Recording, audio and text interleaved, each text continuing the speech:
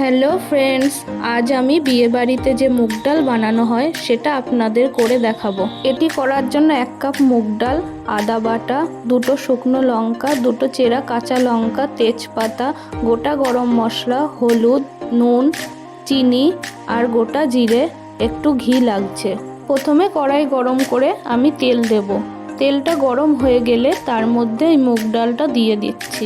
এবার মুগ ডালটা ভালোভাবে ভেজে নিতে হবে, তবে খেয়াল রাখতে হবে মুগ ডালটা যেন পুড়ে না যায়। মুগ ডালটা ভাজা হয়ে গেছে, এবার এর মধ্যে হলুদ গুঁড়ো দিয়ে ভালো করে মিশিয়ে নিয়েছি। এবার জল দিয়ে দেব।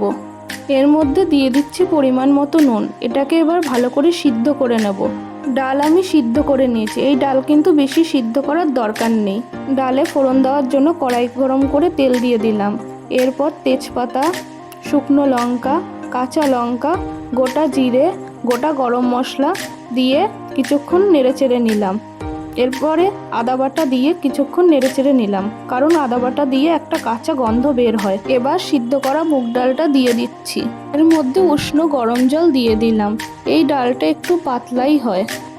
এই সময় আমি চিনি দিয়ে দিলাম। এই ডালটা একটু মিষ্টি খেতে ভালো লাগে, তবে যারা মিষ্টি পছন্দ করো না তারা চিনিটা না দিলেও পারো।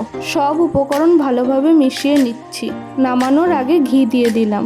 এই ঘি মিশিয়ে নিলেই তৈরি হয়ে যাবে বিয়েবাড়ির মতো মুগ ডাল। এই রেসিপি আপনাদের যদি ভালো লাগে তাহলে কমেন্টে জানাবেন, লাইক শেয়ার করবেন।